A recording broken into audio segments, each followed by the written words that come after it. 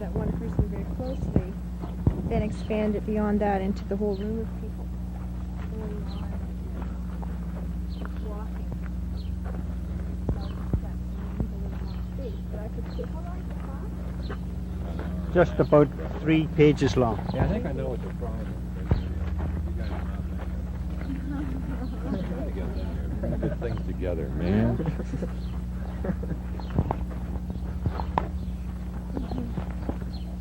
You want to make it the big time guy. Get linear. Good.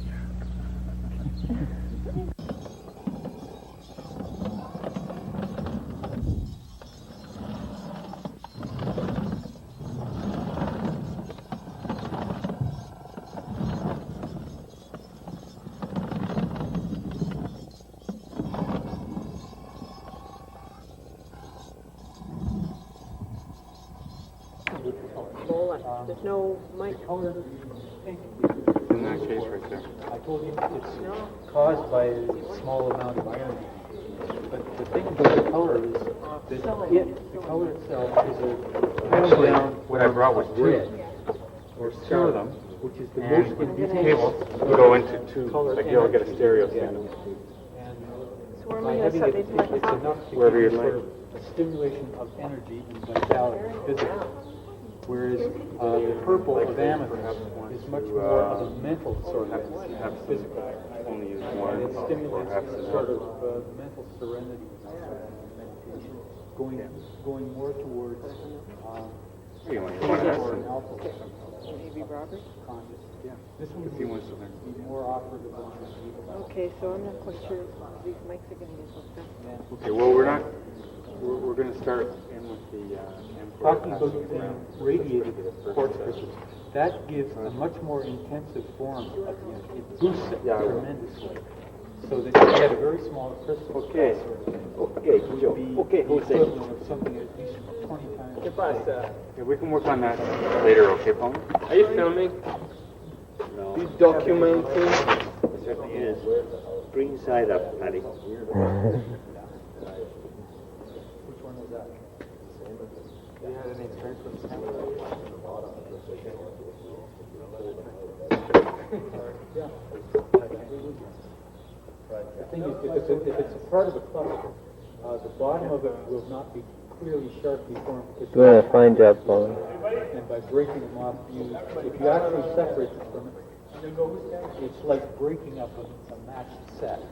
It doesn't operate as well as they would all operate together. This is the thing to watch out for. There we go. Okay, before we pass around the camcorder, but people have never used it before, I just want to get a quick example for workshop on it. And so that means we have power and we flip this back. You don't have to do that, basically. You can do a sequence class too. It's not automatic. Yeah. And so now we can Shooting see. it, then bring it back to where they started. And there's people here that can help you if you're not sure how to do that. And then give it to the next person. So we'll try that with the first exercise and then see where it evolves. Yeah. We'd like to go first on the camcorder. Oh, Jen.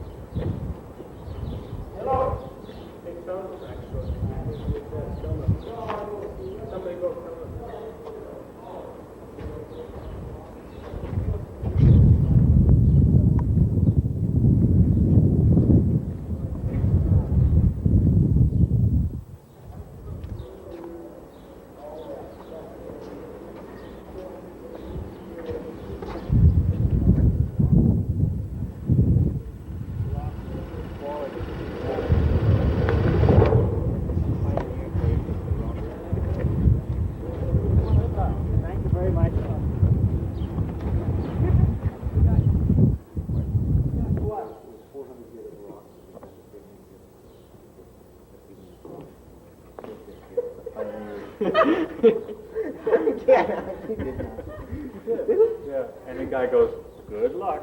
And I said to him, would you like to be in the group? So that really got rid of him.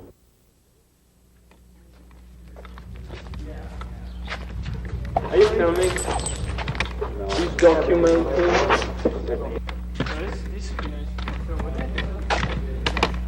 The rocks.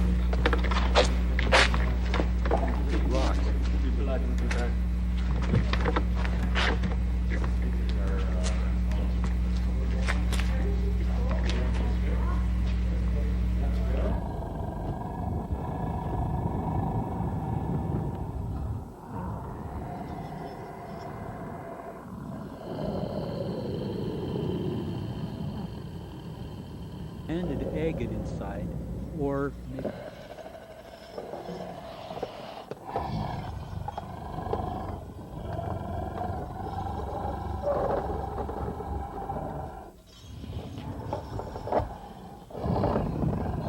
in the stream underwater.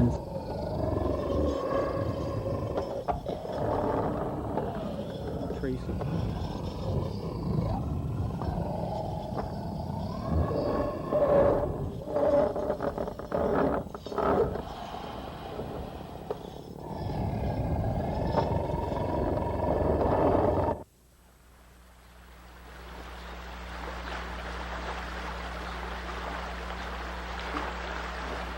completely transparent as glass. Variation in it is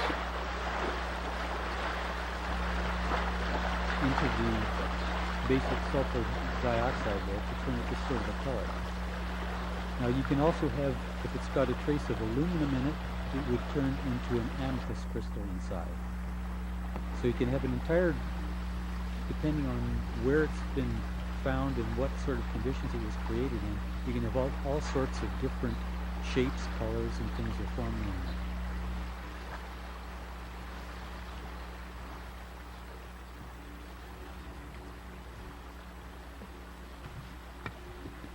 Creates the fracturing outside there, the cracking and that sort of thing.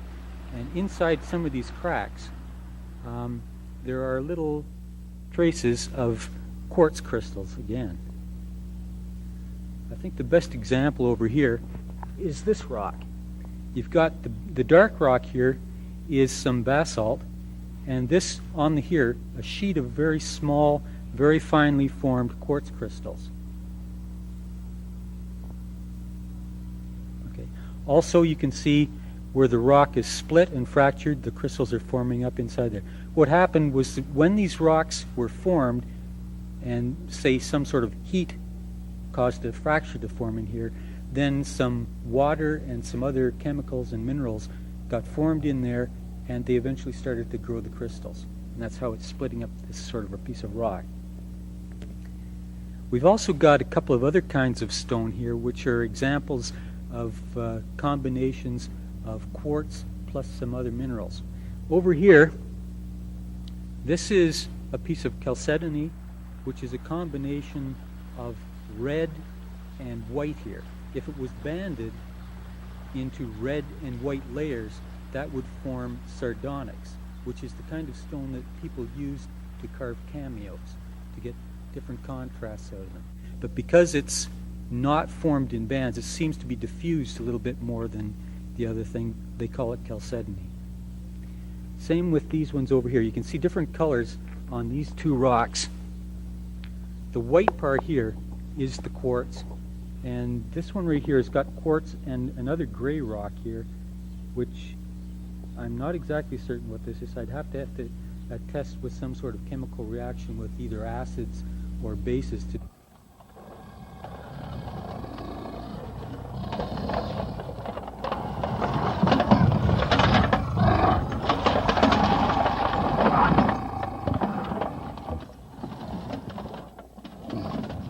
Apart from the color, one of the interesting things about it is the texture of it inside here. And you can see if you look up close on it that it forms very, very sharp edges. And this is the sharp edges are caused by the way in which this has been struck against something, or it's been broken off or something like that. And it forms these edges as the result of the fine texture and then whichever way the pressure is applied onto it, that will cause it to shear off and form an angle there. And because of that property in it, it forms very excellent stone tools. So this piece of rock, which is similar in texture to flint, would be just as good as flint for any sort of hand tools that you are making. Now, because of the color in here, I suspect that there's been a large amount of carbon has been into this when it was made up, and hence this is, instead of being flint, it's called jet. There we go. Now, we've got a couple of examples of different quartz crystals themselves here. I showed you this piece of rose quartz, which is formed with a little bit of iron mixed in together with it. The quartz crystals themselves, each of these pieces here have been rolled smooth in some sort of tumbling action to smooth off the outside of it there. But the pure form of a quartz crystal is hexagonal through its diameter, and then it would form points at the top and possibly also at the bottom. If it's got only a single point growing from a base, that's called a single terminated crystal. If it has points at both ends of the same crystal, that's called a double terminated crystal. Right here is an interesting example of a special variety of quartz crystal. What's happened here is that originally there was a clear piece of quartz, and at some point it's been subjected to some sort of radiation. Now the radiation turns it this sort of smoky color, and that's why it gets its name smoky quartz. Among the interesting things about it is that that sort of treatment of quartz intensifies the natural properties of quartz to a much greater degree, so that the use of this sort of a piece of crystal in things like healing or any sort of meditation really enhances the effects of the crystal, like at least 20 times the ability of just an ordinary piece of quartz the same size. Now, one of the things that we got talking about another day was the different uses of quartz and the properties that they have. One of the basic things that they're used for is for either transforming energy or storing energy or transmitting energy. Now, one of the distinctive properties of quartz is that it possesses a piezoelectric property, which means that when you subject it to some sort of pressure, it will emit electricity. And this is unique among stones. You just won't find that sort of thing in very many of them. This sort of property has been used for use in instruments such as watches, such as crystal radio sets, such as different transmitters, anything which needs to generate a specific sort of energy and can be used to transmit energy. They are used in those sorts of instruments. They're also used in computers for making computer chips, which are made out of silicon, which is silicon dioxide, which is a quartz crystal. So one of the things that they're used for is the storage of energy and transmission, and another thing that it can be used for is to store patterns of thought or different sorts of ideas or states of emotion. They do pick up whatever sort of charge is laid upon them in that sort of sense. We were talking just a minute ago about the use of quartz crystals and using them for meditation or healing. And one of the things that you have to do when you obtain a new quartz crystal is to clean it up. And the way to do that is to first brush off whatever sort of dirt and stuff is on it, but then what you have to do is put it into a container full of, say, for a quartz crystal about this size, or these 3 crystals in here, you could put them into about a pint of water mixed with a tablespoon of sea salt and a tablespoon of cider vinegar. And if you put them in a solution like that, you can leave them for 10 minutes, and it will in effect release whatever sort of conditioning or programming that has been in it before, so that you can then go on and put down a new one. In fact, it's a good idea if you're using crystals in something like meditation to periodically go through that, like every month, or if you're going through a particularly rough period in your life, do it every week. Because that's one way of getting rid of whatever buildup of negative energies or thought patterns are going on.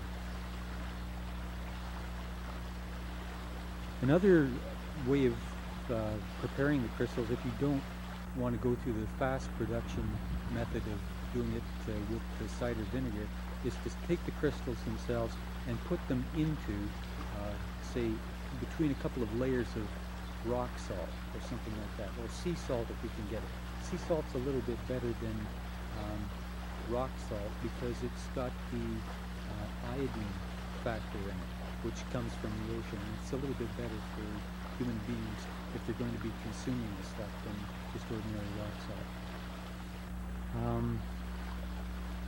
Let's see. Let's consider some of the different ways in which the crystals are used. We're thinking of, if you're going to be using crystals in meditation, the first process would be, after you've cleaned the crystal out, you have to establish some sort of rapport or harmony with it. Now to do that, what you do is take your crystal, after it's been cleaned, take it in your left hand, hold it right here above the heart center, and then meditate for a period about 10 minutes on a symbol of harmony and rapport. And the prime symbol visually for that is a hexagon. That's a six-sided figure. Now if you can also play at the same time some music, which is very peaceful and tranquil and that sort of thing, that will enhance the effect on it. So you can do that for 10 minutes. After that, the next thing that you would have to do is to do a basic programming with a prime directive sort of thing. To do that, what you have to do is basically give the crystal in your right hand and then concentrate on the idea that you're using this thing for beneficial purposes rather than just any old reason at all. You have to get the idea into the crystal that you've got a cooperative sort of relationship with it, and that it's supposed to be an ally as opposed to just an indifferent sort of acquaintance thing. After you've done that basic sort of prime directive, then you can take your crystal, and according to the type of crystal that it is, you can use it for several different purposes and create several different kinds of programming. If you've got a clear crystal, first of all, let's talk about using a cloudy crystal like this. These ones are called feminine crystals because they're opaque. If they were clear and virtually as transparent as glass, that would be called a masculine crystal. Also, if they've got the full formation of the crystal, that's important if you're using for highly directive reasons. If you've got a stone like this, which is rounded in that, it's good for some purposes, such as programming it to enhance the ability to fall asleep easily, to overcome insomnia. Also for recording dreams and visions. All the feminine crystals are very good for that sort of thing.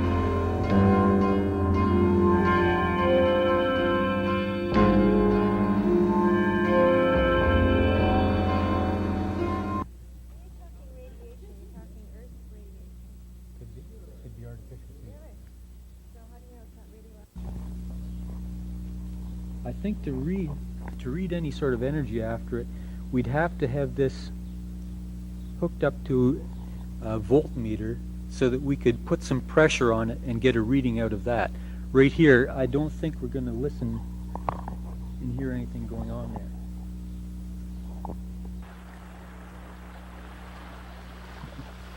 No, I don't hear anything. But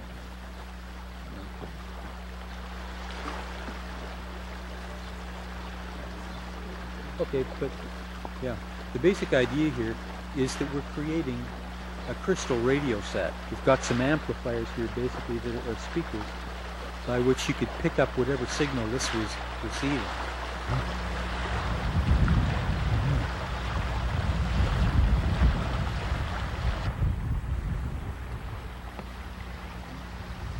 Oh, there we go. Let's see if we can get something here.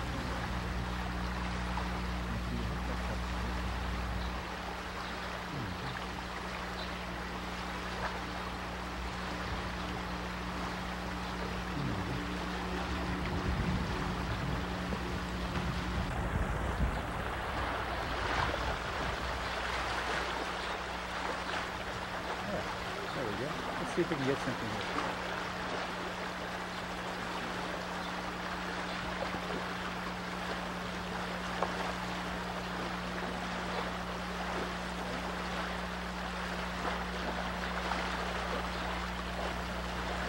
Are you going to try and get a light out of them?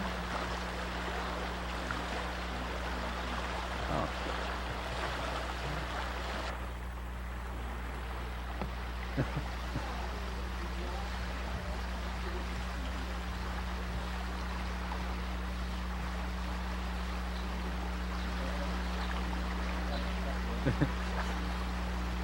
There we go.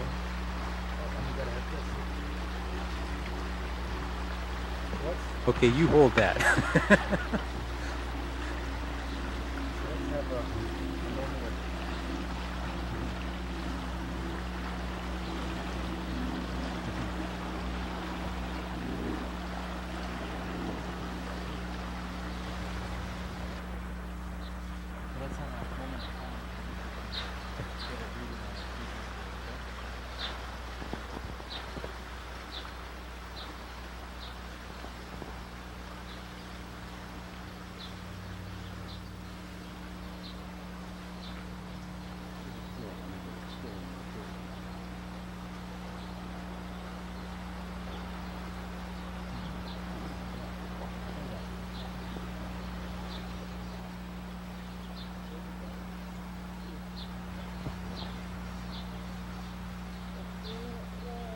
Can we get a shot of that?